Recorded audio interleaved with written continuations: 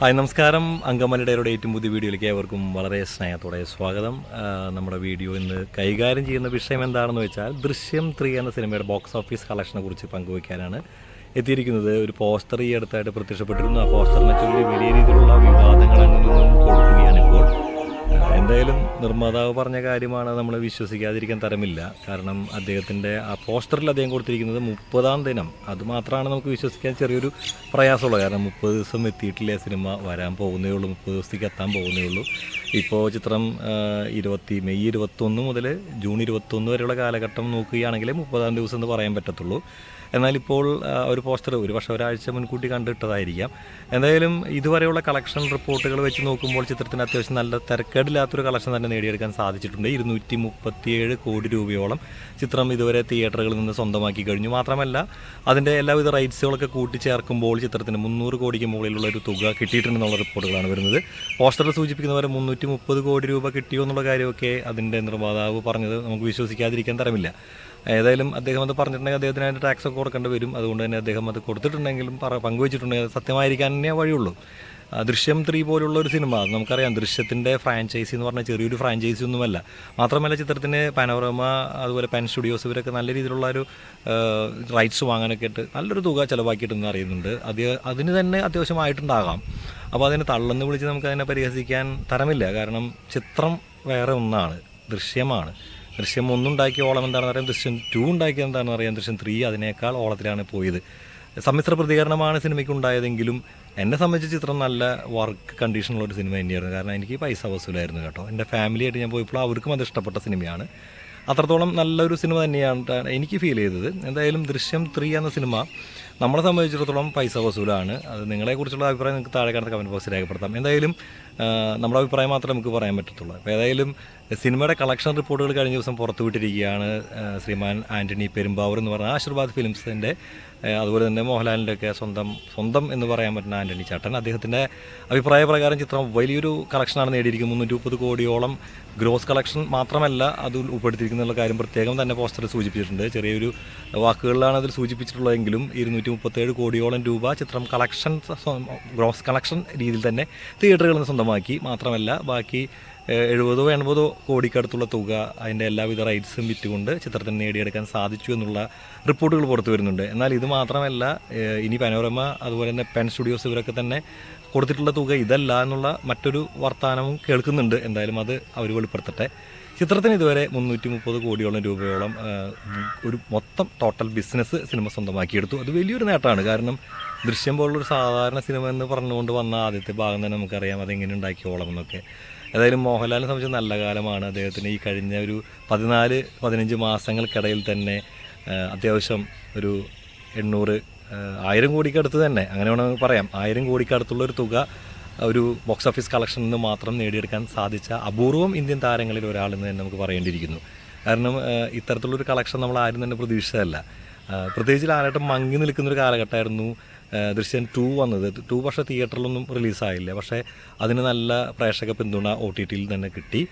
മാത്രമല്ല മറ്റുള്ള ഭാഷകളിലും OTT റിലീസായതുകൊണ്ട് തന്നെ വലിയ രീതിയിലുള്ള ഒരു സംസാരം ഈ സിനിമയെക്കുറിച്ചുണ്ടാവാൻ ഇടയായി. സിനിമയ്ക്ക് നല്ലൊരു മാർക്കറ്റിംഗ് അതുഫലമായിട്ടുണ്ടായി. മാർക്കറ്റിംഗ് മാത്രമല്ല ചിത്രത്തിനുണ്ടാക്കിയെടുത്ത അതിൽ പ്രത്യേകിച്ച് ഫസ്റ്റ് വന്നപ്പോൾ തന്നെ നമ്മുടെ ഭാഗത്താണ് ചിത്രം റിലീസായതെന്ന് പലർക്കും അറിയില്ല. ഹിന്ദിയാണ് ശരിക്കുള്ള ഒറിജിനൽ എന്ന് വിചാരിച്ചിരിക്കുന്ന ആളുകളുണ്ട്. അജയ് ദേവ്ഗണിൻ്റെ സിനിമയാണ് ഏറ്റവും ആദ്യം ഇറങ്ങിയതെന്ന് വിശ്വസിക്കുന്ന ആളുകളുള്ളൊരു നാടാണ് നമ്മുടെ ഇന്ത്യ. അപ്പോൾ അതുകൊണ്ട് തന്നെ ആ ഒരു കാര്യത്തെക്കുറിച്ചുള്ള ചർച്ചകളൊക്കെ 2ാം ഭാഗം വന്നപ്പോൾ വന്നു. മലയാള സിനിമ എന്താണെന്ന് ജനങ്ങൾ അറിഞ്ഞു. അതുകൊണ്ട് തന്നെ വലിയ രീതിയിലുള്ള മാർക്കറ്റ് ആ സിനിമയ്ക്ക് ഉണ്ടാക്കിയെടുക്കാൻ സാധിച്ചു എന്നൊക്കെ ഞാൻ പറയാതെ തന്നെ നിങ്ങൾക്ക് അറിയാവുന്ന കാര്യങ്ങളാണ്. അപ്പോൾ എന്തായാലും ദൃശ്യം 3 അങ്ങനെ വലിയൊരു മാർക്കറ്റ് നേടിയെടുത്തിരിക്കുകയാണ്. ഇനി ആമസോൺ പ്രൈമിൽ റിലീസിങ്ങിന് എത്തുകയാണ്. OTT റിലീസ് വരികയാണ്. ആമസോൺ പ്രൈമിൽ ആ ചിത്രം എത്തുമ്പോൾ 200-ലധികം രാജ്യങ്ങളിലെ ചിത്രത്തിന് വലിയൊരു പിന്തുണ കിട്ടാനുള്ള സാധ്യതയുണ്ട്. ചർച്ചാ വിഷയമായി മാറാനുള്ള സാധ്യതകളുണ്ട്. ഇപ്പോൾ പെൻ സ്റ്റുഡിയോസും അതുപോലെ തന്നെ നമ്മുടെ പനോരമ വിഷ്ണുവൊക്കെ ആയിട്ട് സ്റ്റുഡിയോസുമായിട്ട് ബന്ധപ്പെട്ടൊക്കെ പനോരമ സ്റ്റുഡിയോസൊക്കെ ആയിട്ട് ബന്ധപ്പെട്ട് ആ ഒരു ബിസിനസ് നടത്തിയപ്പോൾ ചിത്രത്തിന് 67 രാജ്യങ്ങളിൽ ചിത്രത്തിന് റിലീസ് ഉണ്ടാക്കിയെടുക്കാൻ സാധിച്ചു എന്നുള്ളത് അത്ര ചെറിയൊരു കാര്യമല്ല. അത് മലയാള സിനിമയാണെന്ന് ഓർക്കണം കേട്ടോ. ഒരു ഹിന്ദി സിനിമയോ തമിഴ് സിനിമയോ അല്ല, ഒരു പാൻ ഇന്ത്യൻ റീച്ച് കിട്ടാവുന്ന സബ്ജക്റ്റുള്ള സിനിമ എന്നതിനപ്പുറം സിനിമ അത്ര വലിയൊരു സിനിമയെന്ന് നമുക്ക് പറയാൻ പറ്റത്തില്ല. കാരണം പാൻ ഇന്ത്യൻ റിലീസ് സിനിമകളെന്ന് പറയുമ്പോൾ ബാഹുബലി പോലുള്ള അല്ലെങ്കിൽ KGF പോലുള്ള സിനിമകളാണ് നമ്മളെല്ലാവരും ചിന്തിക്കുക. പക്ഷേ ഇവിടെ അതിൽ നിന്ന് വ്യത്യസ്തമായിട്ട് സിനിമയ്ക്ക് വലിയൊരു മാർക്കറ്റ് നേടിയെടുക്കാൻ സാധിച്ചു. അത് പെൻ സ്റ്റുഡിയോസും പനോരമ സ്റ്റുഡിയോസൊക്കെ ചേർന്നിട്ടുള്ള ആ ഒരു ബിസിനസ്സിൽ തന്നെയാണ് അത് നേടിയെടുക്കാൻ സാധിച്ചിട്ടുള്ളത്. അത് ചെറിയൊരു കാര്യമല്ല. അപ്പോൾ ഈ ഒരു വലിയൊരു നേട്ടത്തിന് ആദ്യമേ തന്നെ ആൻ്റണി പെരുമ്പാവൂരിനും ലാലേട്ടനും ആശീർവാദ് ഫിലിംസിൻ്റെ എല്ലാ അണിയറ പ്രവർത്തകർക്കും അഭിനന്ദനങ്ങൾ സമർപ്പിക്കുകയാണ്. ഇനിയും ഉത്തരോത്തരം പുരോഗമിക്കട്ടെ. നല്ല മികച്ച കഥാപാത്രങ്ങളുമായിട്ട് ലാലേട്ടൻ നമ്മളെ വിസ്മയിപ്പിക്കട്ടെ. കാരണം ലാലേട്ടൻ എന്ന് പറഞ്ഞ താരത്തിനെ മാത്രം നമുക്കിപ്പോഴും യൂസ് ചെയ്യാൻ സാധിച്ചിട്ടുള്ളൂ. ഒരു നടൻ എന്ന നിലയിൽ അദ്ദേഹത്തിനെ അടുത്തെങ്കിലും അല്പമെങ്കിലും നമുക്ക് കാണാൻ സാധിച്ച ഒരു വർഷമായിരുന്നു കടന്നുപോയത് 2025. 2026 അതിൻ്റെ തുടർച്ച കൂടി കാണുമ്പോൾ വലിയ സന്തോഷമുണ്ട്. കാരണം ലാലേട്ടൻ തൻ്റെ ട്രാക്കിലേക്ക് ശരിക്കും തിരിച്ചു കയറിയിരിക്കുകയാണ്. മമ്മൂക്ക ഓൾറെഡി ട്രാക്കിലേക്ക് കുറച്ച് കാലങ്ങളായിട്ടുണ്ട്. വ്യത്യസ്തമായുള്ള കഥാപാത്രമായിട്ട് അദ്ദേഹമുണ്ട്. അപ്പോൾ ലാലേട്ടനും അങ്ങനെ വരുമെന്ന് നമ്മൾ പ്രതീക്ഷിച്ചിരിക്കുകയായിരുന്നു. അപ്പോഴാണ് അങ്ങനെ ഒരു നേട്ടം തന്നെ മലയാളിക്ക് സ്വന്തമാക്കിയെടുക്കാൻ സാധിച്ചിട്ടുള്ളത്. വലിയ സന്തോഷമുണ്ട് ലാലേട്ട, നിങ്ങൾ ഇത്തരത്തിലുള്ള വേഷങ്ങൾ കാണാൻ. ഇനി അതിമനോഹരം എന്ന സിനിമയ്ക്ക് വേണ്ടിയിട്ടുള്ള കാത്തിരിപ്പിലാണ്. വ്യത്യസ്തമായിട്ടുള്ള ഒരു പോലീസ് സ്റ്റോറി ഞങ്ങൾ പ്രതീക്ഷിക്കുന്നുണ്ട്. അതിൽ ഒരു ക്രൈം ത്രില്ലറാണെന്നോ ഒന്നും തന്നെ നമ്മൾ കരുതുന്നില്ല. മോഹൻലാലിൻ്റെ അല്ലെങ്കിൽ ലാലേട്ടൻ്റെ കിടലിന് ഒരു കഥാപാത്രത്തെയാണ് ഞങ്ങൾ പ്രതീക്ഷിക്കുന്നത്. പലരും മാസ് ആക്ഷൻ എൻ്റർടൈനറാണ് പ്രതീക്ഷിക്കുന്നതെങ്കിൽ ഞാൻ അങ്ങനെയല്ല. വ്യത്യസ്തമായൊരു സിനിമ അത് തന്നെയാണ് ഞാൻ പ്രതീക്ഷിക്കുന്നുള്ളൂ. അതുകൊണ്ട് തന്നെ അത്തരത്തിലുള്ളൊരു സിനിമ തന്നെയായിരിക്കും അതിമനോഹരത്തിൽ വരിക എന്നാണ് പ്രതീക്ഷിക്കുന്നത്. ദൃശ്യം 3 ഇപ്പോൾ ഒരു ലേറ്റസ്റ്റ് ആയിട്ടൊരു പോസ്റ്റർ വന്നത് ഞാൻ ശ്രദ്ധിച്ചു. OTT റിലീസിനോട് ബന്ധപ്പെട്ട് ആമസോൺ പ്രൈമുകാർ ഇട്ടിരിക്കുന്ന ആ സ്റ്റിൽ കണ്ടപ്പോൾ ഒരു ഞെട്ടലുളവാക്കുന്നുണ്ട്. കാരണം ദൃശ്യം 4നെ കുറിച്ചുള്ള ചെറിയൊരു സൂചനയാണോ അതെന്ന് സംശയമുണ്ട്. കാരണം ക്ലീൻ ഷേവ് ചെയ്ത ലാലേട്ടനെയാണ് നമുക്ക് ഇനി വരാൻ പോകുന്ന ദൃശ്യം 4ൽ കാണാൻ സാധിക്കുക എന്നുള്ള ചെറിയ സൂചനയാണെന്നാണ് എനിക്ക് മനസ്സിലാക്കാൻ സാധിക്കുന്നത്. നമുക്കറിയാം അതിമനോഹരത്തിൽ അദ്ദേഹം നമുക്കറിയാം താടിയൊക്കെ പഠിച്ച് നല്ല ഗെറ്റപ്പിലാണ് അദ്ദേഹം വന്നിട്ടുള്ളത്. അതുകൊണ്ട് തന്നെ ഇനി ഒരു വരവ് കൂടി അദ്ദേഹം വരും എന്ന് തന്നെയാണ് പ്രതീക്ഷിക്കുന്നത്. അപ്പോൾ ഇന്നത്തെ വരവിൽ അദ്ദേഹം താടിയൊക്കെ പഠിച്ച് നമ്മുടെ ആദ്യത്തെ ഭാഗത്തിലെ ജോർജ് കുട്ടിയായിട്ട് തന്നെയാണ് എത്തുക. അതുതന്നെയാണ് ഞാനും പ്രതീക്ഷിക്കുന്നത്. വ്യത്യസ്തമായിട്ടുള്ള ലാലേട്ടനെയാണ് ഞാൻ പ്രതീക്ഷിക്കുന്നത്. ദൃശ്യം 4ൻ്റെ ഒരു ചെറിയൊരു ലീഡ് തന്നതാണോ ആ പോസ്റ്ററിലൂടെ എന്ന് സംശയമുണ്ട്.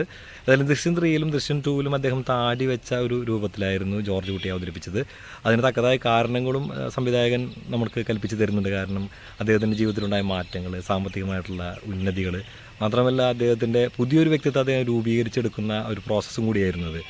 അങ്ങനെ പല ഘട്ടങ്ങളിൽ അദ്ദേഹം കടന്നുപോയി. അങ്ങനെ അദ്ദേഹം ഇപ്പോൾ നിയമത്തിന് കീഴിലാണ്. ഇനി എന്താണ് സംഭവിക്കുന്നത് 4ാം ഭാഗം വരുമ്പോഴേ അറിയുള്ളൂ. ഏതായാലും ഇനി നിർത്തുന്നതാണ് നല്ലതെന്നാണ് എൻ്റെ ഒരു അഭിപ്രായം. കാരണം ഇപ്പോൾ സ്വരം നന്നായിരിക്കുകയാണ്. അപ്പോൾ പാട്ട് നിർത്തുന്നത് നല്ലത്. അല്ലെങ്കിൽ കുറച്ച് കാലം കഴിഞ്ഞിട്ട് ഈ സിനിമയുമായി വരികയാണ് നല്ലത്. ഒരു 5-6 കൊല്ലം കഴിഞ്ഞിട്ട് ഇപ്പോൾ വന്നത് അതുപോലെയാണ്. കാരണം 2013 കഴിഞ്ഞ് വന്നത് 5-8 കൊല്ലം കഴിഞ്ഞിട്ടാണ്. അതുപോലെ തന്നെ വീണ്ടും ഒരു ഗ്യാപ്പ് എടുത്ത് ഇപ്പോൾ 2026 ആണെങ്കിൽ 2030-34 ആയിട്ട് അടുത്ത സിനിമയുമായിട്ട് വരുന്നതായിരിക്കും ഉചിതമെന്നാണ് എനിക്ക് തോന്നുന്നത്. നിങ്ങളുടെ അഭിപ്രായം നിങ്ങൾക്ക് താഴെ കാണുന്ന കമൻറ്റ് ബോക്സിൽ രേഖപ്പെടുത്താം. ഏതായാലും വലിയൊരു ബിസിനസ് കളക്ഷൻ സിനിമ സ്വന്തമാക്കിയിരിക്കുകയാണ്. 67 രാജ്യങ്ങളിൽ നിന്ന് ചിത്രം നേടിയെടുത്തത് ചില്ലറ കളക്ഷനൊന്നുമല്ല, വമ്പൻ കളക്ഷൻ തന്നെയാണ്. കാത്തിരിക്കുന്നു ലാലേട്ടൻ്റെ പുതിയ വിസ്മയങ്ങൾക്ക് വേണ്ടി. നിങ്ങളുടെ അഭിപ്രായങ്ങൾ താഴെ കാണുന്ന കമൻറ്റ് ബോക്സിൽ രേഖപ്പെടുത്തുക. മറ്റൊരു വീഡിയോയിൽ നമുക്ക് വീണ്ടും കാണാം. അതുവരെ എല്ലാവർക്കും bye. This is Bindu Angamaly signing out. Angamaly diary.